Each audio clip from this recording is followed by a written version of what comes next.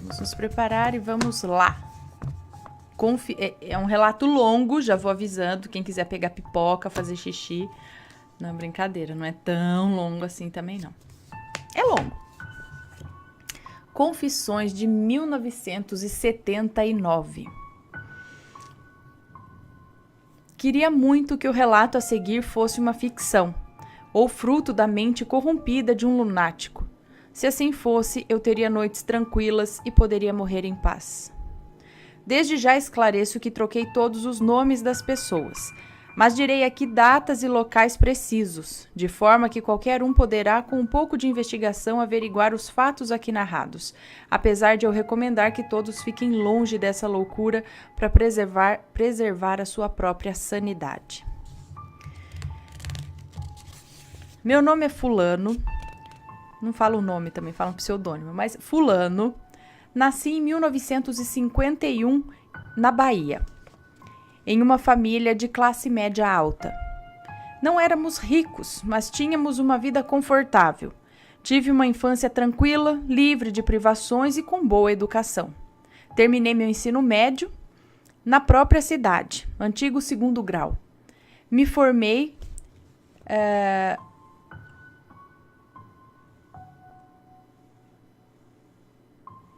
Terminei meu ensino médio, antigo 2º grau, me formei na faculdade, abri um pequeno escritório em São Bernardo, mas tive que fechar o local e me mudar em 1979, já que o marido da minha falecida tia estava gravemente enfermo e precisava de alguém de confiança para cuidar de seu negócio, uma tabacaria que ficava em tal lugar. Bom, como sua esposa havia falecido há alguns meses e seu filho, o meu primo, tinha apenas 16 anos, era necessário que um adulto cuidasse da loja. Beleza, então ele largou o trabalho dele numa cidade, foi para uma outra cidade para cuidar desse tio, né? Porque a tia havia falecido. A tia havia falecido e o marido dela estava gravemente enfermo e precisava de alguém de confiança para cuidar do negócio dele, porque o filho dele tinha apenas 16 anos, que é primo do moço que nos conta o relato. Então era necessário que um adulto cuidasse da loja. Acostumado a um ambiente cristão, me vi repentinamente cercado pelo sincretismo religioso. Naquela cidade, fortemente influenciada pelo catolicismo romano e pela cultura e religião afrodescendente, era comum as pessoas irem à missa pela manhã, participar da Eucaristia, Santa Ceia, e à noite receberem passes mágicos de benzedeiras com água e arruda, bem como realizar simpatias e pequenos rituais para melhorar a plantação da cana-de-açúcar e tabaco, bastante comuns na região. Meu tio enfrentava uma doença misteriosa. Aqui ele falou, troquei todos os nomes, então tá. Meu tio Valdomiro enfrentava uma doença misteriosa. Estava fraco, pálido, sem ânimo. Seus olhos estavam sem brilho e sua gengiva esbranquiçada. Uma tarefa simples como pentear os cabelos ou trocar de roupa o deixava sem fôlego. Meu tio sempre foi uma pessoa ativa e bem disposta. Era militar da reserva e tinha servido em tal lugar lá. Mas se apresentava apático, sem apetite, com falta de ar e coração acelerado. Os médicos haviam diagnosticado um quadro grave de anemia, porém não era possível determinar a causa. Meu tio seguia doente, independente dos esforços médicos da época. Imaginava-se que o motivo da anemia seria um quadro de depressão causado pela morte da esposa. É interessante narrar aqui a forma da morte da minha tia. Ela sempre foi uma católica fervorosa, frequentadora da igreja tal na própria cidade dela. Na noite de 26 de setembro de 1978, em uma terça-feira, ela foi à missa como era seu costume e não retornou para casa. Seu corpo foi achado na mesma noite por meu tio e alguns amigos em uma casa abandonada nas proximidades de um certo lugar, com um corte profundo na sua jugular. O interior do aposento era uma cena terrível. Existia um círculo duplo desenhado com giz, de uns 2 metros de diâmetro. Entre os círculos duplos havia algumas palavras em outra língua que ninguém se lembrava quais eram. Havia uma faca feita de ferro bruto, usada para fazer o corte no pescoço da minha tia, e um forte cheiro de incenso. No local tinha um altar improvisado feito com 5 pedras empilhadas, mas estável. Esse altar estava coberto por um pano vermelho vivo com uma pequena pedra vermelha em cima. Ao redor da pequena pedra vermelha havia 5 velas também vermelhas, iluminando o ambiente. Em frente ao círculo, a certa distância, havia um triângulo desenhado no chão. Em cada ponta havia uma vela vermelha e um incensário de onde subia uma fumaça fedida. Mais tarde constatei que o triângulo estava voltado para o norte. Minha tia jazia no centro do círculo. A polícia, depois de uma breve investigação, chegou à conclusão que minha tia havia tirado a própria vida. Na faca de ferro bruto tinha apenas as digitais da minha tia. Não encontraram marcas de luta em seu corpo e nem sinais de outras pessoas no local. Além do mais, um assassinato naquelas circunstâncias iria provocar um escândalo em todo o estado, talvez em todo o país. O caso foi rapidamente arquivado e a minha tia sepultada. Na época, devido às condições financeiras de minha família, conseguimos com que minha tia fosse enterrada no cemitério da igreja que ela frequentava.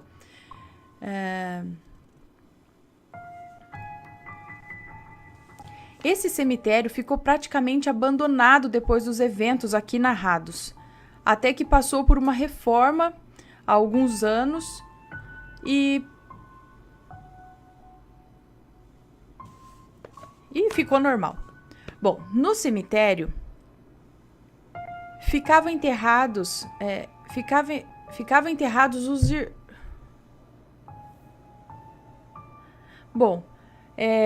conseguimos que nossa tia pudesse ser enterrada ali, já que ela frequentava essa igreja por longa data e também porque tínhamos alguma influência devido à nossa condição financeira.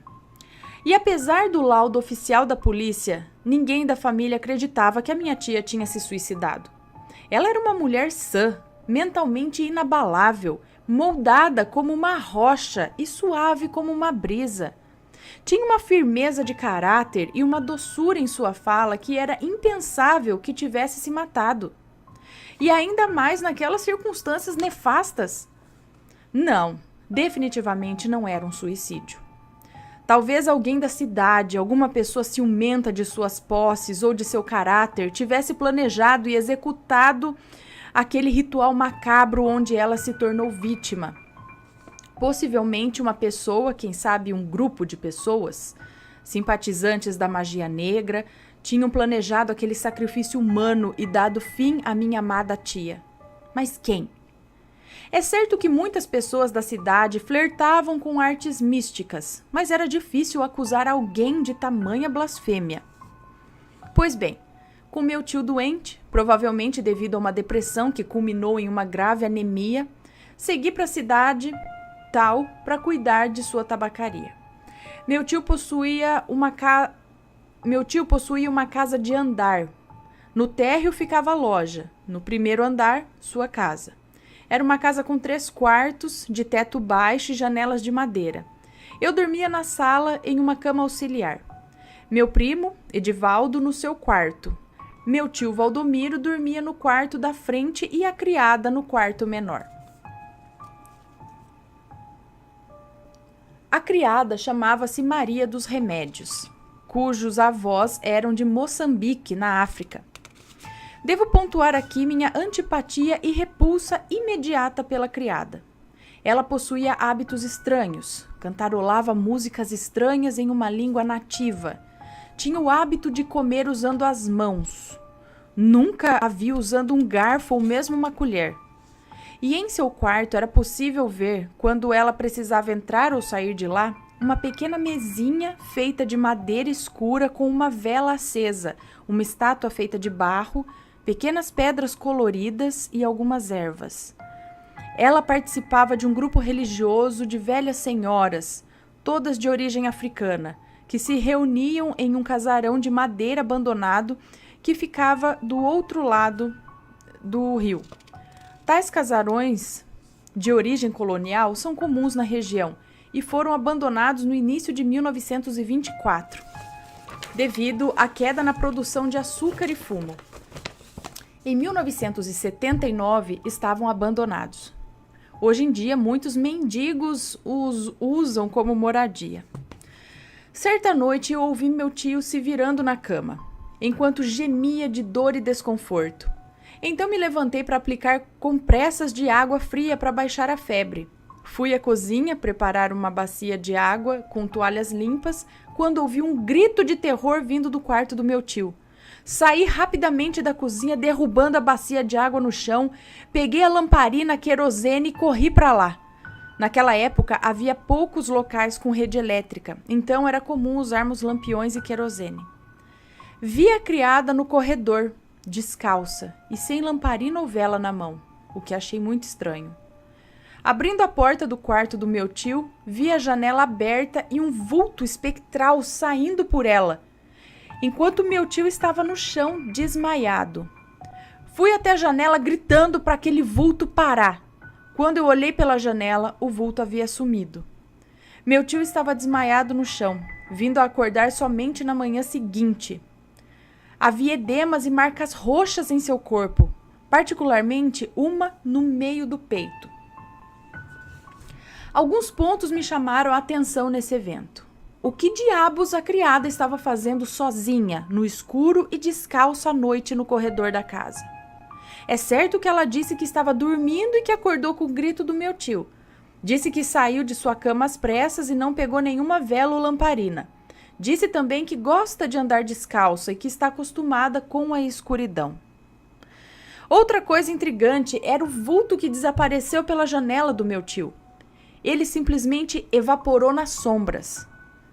Por fim, onde estava meu primo durante esse tumulto?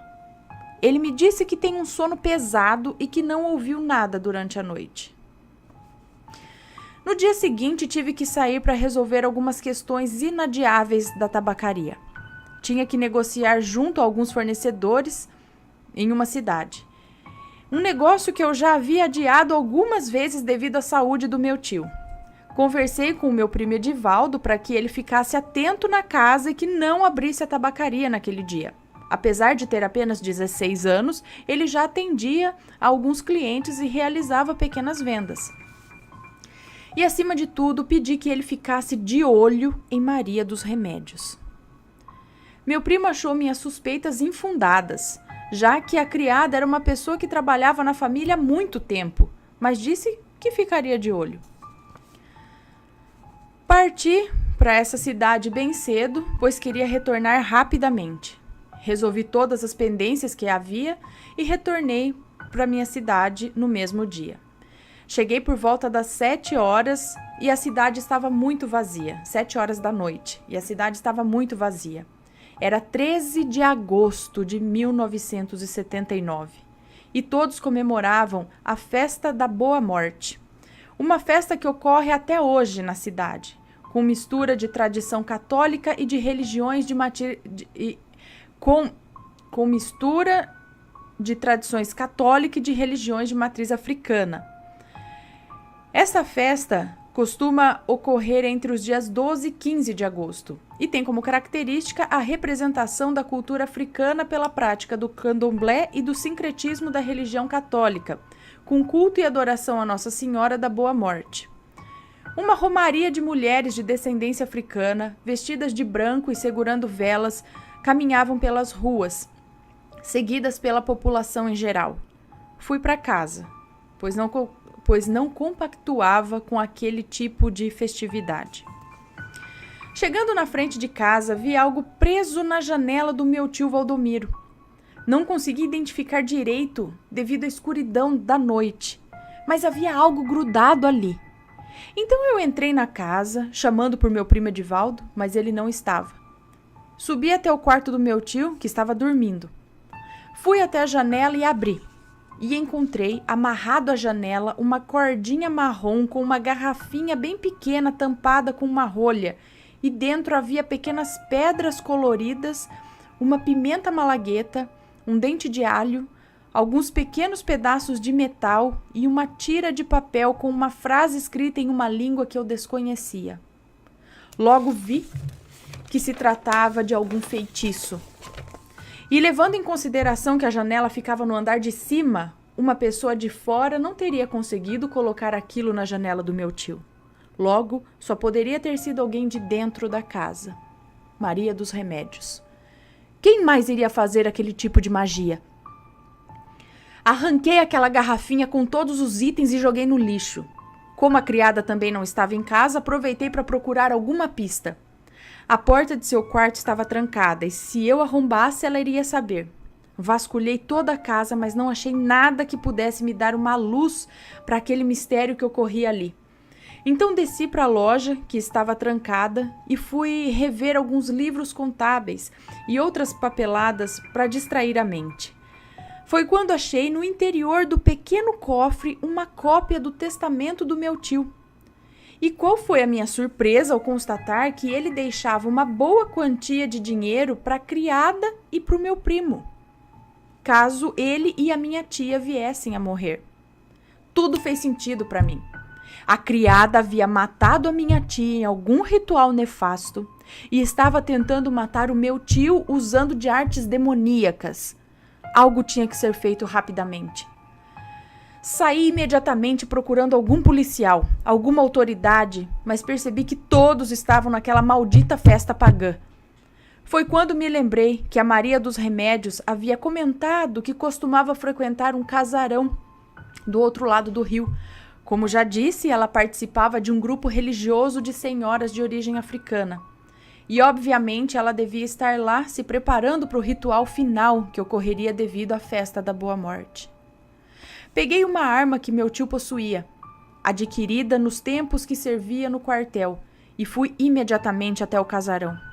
Ele ficava do outro lado do rio. A noite estava escura devido à lua minguante. Chegando nas proximidades do casarão, pude ouvir sons de conversas na sala da casa. Me esgueirei e fui furtivo até a janela, onde vi a criada, Maria dos Remédios, e meu primo Edivaldo conversando sobre o meu tio. Não pude ouvir muito, mas escutei eles dizendo que meu tio não teria muito tempo de vida e que eu os estava atrapalhando. Escutei meu primo dizer entre gargalhadas que eu havia pedido a ele que ficasse de olho na criada. Os dois riram de mim e estavam combinando que iam esperar eu chegar de viagem para resolver esse problema comigo. Nisso meu sangue ferveu. Era óbvio que meu primo estava associado à criada para dar cabo em minha tia e meu tio. Assim ficariam com todo o dinheiro do testamento. Deduzi também que a minha tia, católica e temente a Deus, devia ter descoberto algo, por isso foi morta naquele ritual maléfico. Imediatamente entrei na sala com a arma em punho. Os dois me olharam surpresos, e antes que algo pudesse ser dito, atirei no peito da criada, que caiu no chão. Pude ver seu corpo ser empurrado 1 metro para trás devido ao impacto da bala.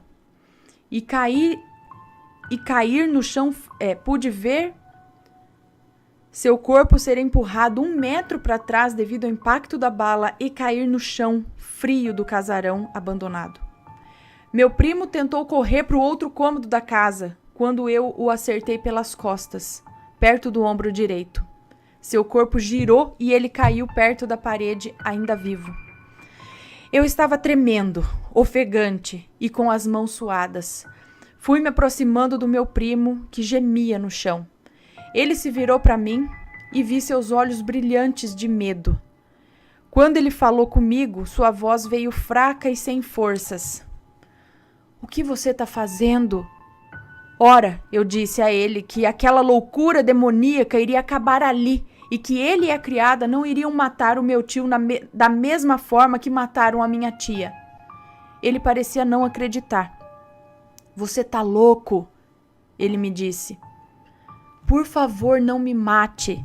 Você precisa acreditar em mim. Olhe o caderno no quarto da Maria. Ela escreveu o que fizemos. Não faça... Bum! Atirei contra o seu peito e fiz ele calar a boca. Não suportava mais mentiras. Depois disso, com a arma na mão e os 2 corpos no chão, fiquei sem saber o que fazer. Era claro que eu havia agido de boa fé. Se qualquer um soubesse o que eu sabia, não iria também proteger seus parentes de tamanha blasfêmia? Mas imaginei que talvez a polícia não acreditasse em mim. Que provas eu tinha? Então me lembrei do caderno citado por meu primo. Ele disse que lá havia os detalhes do que eles haviam feito. Claro, bastava arrombar a porta do quarto da criada, pegar o caderno, levar até a polícia e todos iriam ver que eu agi em defesa do meu tio. Voltei rapidamente para casa. A romaria subia uma estrada íngreme à distância. Todos participavam da festa da Boa Morte e ninguém havia visto o que eu tinha feito. Subi as escadas e fui para o quarto da criada. Arrombei a porta e fui direto para o altar, onde encontrei o caderno. Não era um caderno escolar, e sim um caderno pequeno de anotações, feito com capa de couro e costurado à mão. Ali, sob a luz de lamparina e em silêncio, me pus a ler. Que erro terrível cometi. Que maldição atraí para mim. No caderno, explicava que Maria dos Remédios, aquela mulher descendente de africanos, cujos avós eram de Moçambique, aquela mulher que desde o princípio eu tratei com preconceito e desdém, havia descoberto que a minha tia, católica fervorosa, estava envolvida com magia negra. Minha tia piedosa não queria morrer. Ela tinha descoberto um tumor em estágio avançado e, guiada por sua sede de continuar viva, havia feito um ritual que exigia o seu suicídio, oferecendo a sua vida e a sua alma para entidades malignas. Em troca, se tornaria uma espécie de vampiro astral. Uma entidade que preservaria seu corpo material e poderia vagar usando um corpo astral parcialmente tangível. Sabe quando uma pessoa é acometida por uma fraqueza e um quadro de baixa imunidade generalizado, mas sem causa aparente? Um vampiro astral está por trás disso. A criada havia descoberto que para deter a minha tia, deveria cortar a cabeça e queimar o corpo. Descobriu também que os poderes dela não estavam todos desenvolvidos, pois havia sido enterrada em solo sagrado, ou seja, no cemitério da igreja. Por isso ela só conseguia se alimentar de pessoas com algum vínculo, no caso meu tio. A Maria dos Remédios havia feito um patuá, uma espécie de símbolo de proteção, e colocado na janela do meu tio. E estava esperando eu retornar para casa para me explicar a situação e pedir autorização para exumar o corpo, decepá-lo e queimá-lo. Nas últimas notas, havia dito que iria explicar primeiro o ocorrido ao meu primo, que era o seu amigo. O que me restou? Havia matado meu primo e a boa senhora que tentava me ajudar. Meu tio continuaria sofrendo até a morte. Tinha que fazer algo para remediar a situação. Sem conseguir pensar direito, fui até o pequeno depósito da loja do meu tio e peguei uma pá, um facão, um galão de querosene e fui até o cemitério, oculto pela lua minguante. A rua estava deserta naquele momento da noite. Todos participavam da missa dos mortos. Logo ninguém me veria cavando um túmulo, profanando um local sagrado. Desorientado, sujo de sangue, com os músculos cansados, eu cavava freneticamente. Quando encontrei o caixão, aproximei a lamparina e, tremendo, o abri. E qual foi minha surpresa ao ver minha tia em perfeito estado. Sua pele estava rosada e não havia nenhum sinal de podridão. Mesmo depois de vários meses enterrada, seu corpo estava totalmente preservado. Se ela não estivesse em um caixão, você poderia julgar que ela apenas dormia. Atônito, sem entender o que ocorria, tentei em vão acordá-la. Então percebi que aquilo não era natural. A minha tia havia realmente vendido a sua alma para alguma entidade maligna. Entendendo o que fiz, me restou cortar a garganta da minha tia amada, que tinha se tornado uma criatura das trevas. Quando cortei sua garganta, usando o facão que havia trago, um fluxo intenso de sangue escuro jorrou. Nossa, ainda jorrou sangue depois de tudo isso. Um fluxo intenso de sangue jorrou. Eu terminei o corte, decepando a sua cabeça. Não sei se foi minha imaginação, mas posso jurar que escutei ela gemendo enquanto a decepava. Depois peguei o resto do querosene que havia no armazém e queimei o corpo. Por fim, o enterrei novamente. Depois retornei ao casarão, peguei os corpos de Maria, a criada, e de meu primo Edivaldo e os enterrei na mata. Logo após, limpei o sangue da casa. Levei a noite toda para fazer essas coisas e cheguei em casa perto do amanhecer. Meu tio ficou melhor com o passar dos dias. A polícia deu como desaparecidos meu primo e a criada. A população da cidade nunca soube o que eu fiz. Eu destruí o caderno de anotações e qualquer prova dos crimes que cometi. Ana, existe uma doença chamada catalepsia, onde a pessoa é dada como morta, mas está apenas paralisada. Não foi o caso da minha tia, que ficou enterrada por quase 1 ano e continuava em um estado muito similar à vida, com a pele rosada e nenhum sinal de putrefação. Se ela tivesse sido enterrada viva, certamente teria morrido em pouco tempo, seja sufocada, seja de sede. Não consigo dar uma explicação lógica para o que aconteceu, exceto que ela estava sob algum feitiço. Desde o assassinato do meu primo e da criada, não consigo dormir bem. Rapidamente me tornei um alcoólatra e acordo no meio da noite revivendo novamente aquelas cenas. Sei que errei ao julgar Maria dos Remédios e sei que cometi um crime terrível ao tirar a sua vida. E o que dizer do meu primo? Um jovem, cheio de vida, morto de maneira cruel por mim. Ana e Mateus, hoje eu estou com 66 anos. Vou fazer 67 nesse ano, de 2018. Descobri o seu canal graças ao meu neto que escuta os seus vídeos. Então passei a assistir há alguns meses. Hoje eu estou muito doente e faço um tratamento muito pesado.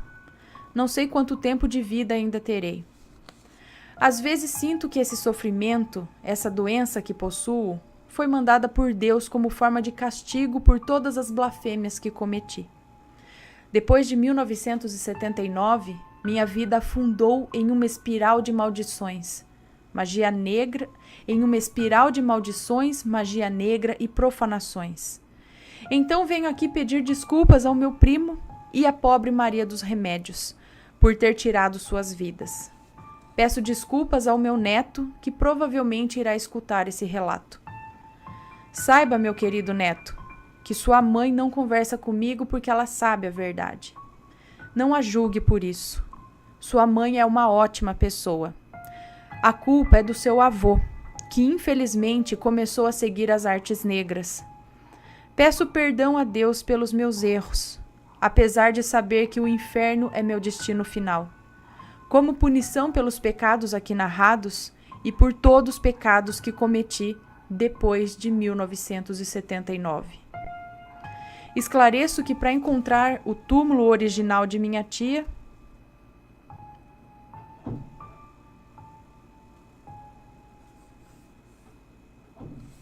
eu não vou dizer, né?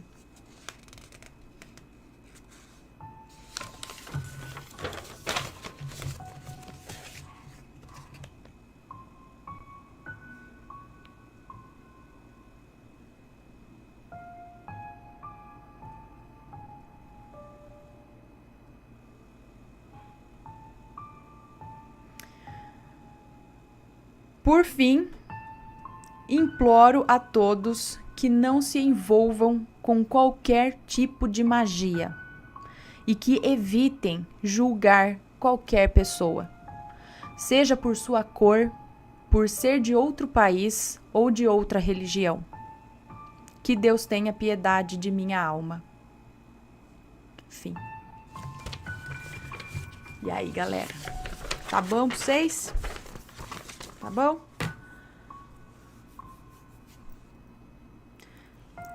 Um pré-julgamento, um preconceito, não é?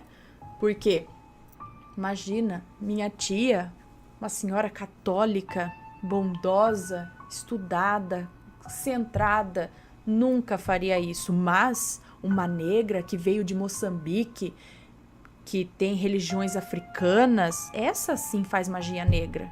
Ou seja, a africana de religiões, né, de religiões africanas, né, a de Moçambique lá, estava tentando proteger justamente da senhora católica boa, que se envolveu com magia negra, estava sugando o próprio marido. Dane-se que ele ia morrer, eu quero ficar viva. E bem, sempre chegou a fazer um pacto, chegou a fazer um acordo de suicídio só para continuar viva e bem, virar no astral e manter o seu corpo bem ali. O seu corpo se mantinha bem por conta do vampirismo que ela exercia sobre o próprio marido. E para acabar com isso, é como vampiro de verdade. Tem que cortar a cabeça e pôr fogo no corpo. Agora para e pensa. Ele soube disso e ele foi lá e fez isso. Quantas pessoas será que não existem enterradas por aí que podem estar sendo vampiros espirituais nesse estilo? Que não querem morrer. Querem continuar vivendo, só que vampirizando os outros. Vampiros de verdade, só que não daqueles que vêm, tem um dentinho, morde seu pescoço para lamber o sanguinho. Não desses. Vampiros de verdade, que acabam te matando por sugar toda a sua energia vital. Crime. Pré-julgamento, preconceito. Ele criou uma história na cabeça dele e foi resolver com as próprias mãos, achando que estava fazendo uma coisa boa para salvar o tio de uma maldade, mas tudo isso porque ele julgou, ele não conversou, ele não se certificou, ele não escutou ninguém antes de agir na loucura. Aí que foi outro problema. Eu digo, ele fala, estou condenado, né? Minha alma está condenada ao inferno. Por esse, eu não sei, né? Não sei. Eu não sei, porque ele diz que ele acabou se envolvendo com coisas negras, com o lado negro, depois de 1979. Depois desse acontecido, outras, sei lá, ele não sei o que. Aí, mas se envolveu com outras coisas, então ele que sabe, mas é triste. E ele vem aqui pedindo perdão pro próprio neto. Não sei, né? O neto, ele diz que assiste, provavelmente está assistindo e vai saber quem é. Muita gente vai dizer, é mentira esse relato. Tá sendo contado dia 1º de abril, gente, mas, sabe, tem gente que tudo que quer ouvir as coisas, sabe? Quer que a gente conte um relato mara, mas a hora que você conta, fala que é mentira. Então, filho, decide o que você quer da vida, se você acredita, se não acredita, se você quer assistir qualquer coisa, você vai para um outro canal, tal. Eu dou um voto de confiança para quem me mandou o relato, tá? Eu não vou revelar aqui, lógico, é óbvio, ninguém em sã consciência faria isso, outros nomes, mas ele dá detalhes. Acho que a pessoa tinha que ser muito, né, pra fazer isso.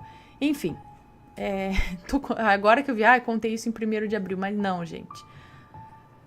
Forte, né, pesado, e fica aí pra pensarem e atentos à última frase aqui, o último parágrafo. Vou ler de novo, tá? Para fixar na mente de vocês. Por fim, imploro a todos que não se envolvam com qualquer tipo de magia e que evitem julgar qualquer pessoa, seja por sua cor, por ser de outro país ou de outra religião, tá? Você vai ver um muçulmano, aí você já vai achar que ele vai explodir tudo, porque ele é, sei lá, tem essa religião, nossa, ele é terrorista. Nem todos, não é? Aí você vê lá, a pessoa é da religião africana lá, é macumbeiro, é feiticeiro, vai fazer magia negra. Nem todos. Ou então, não, a pessoa é católica, evangélico, vai na igreja, é um santo. Nem todos, né? Aí que vai. Cuidado, ninguém tem estrelinha na testa para dizer o que é. Cuidado com pré-julgamentos e, no fim, dá uma... Bom, deixem seus comentários, tá? Digam aí o que acharam do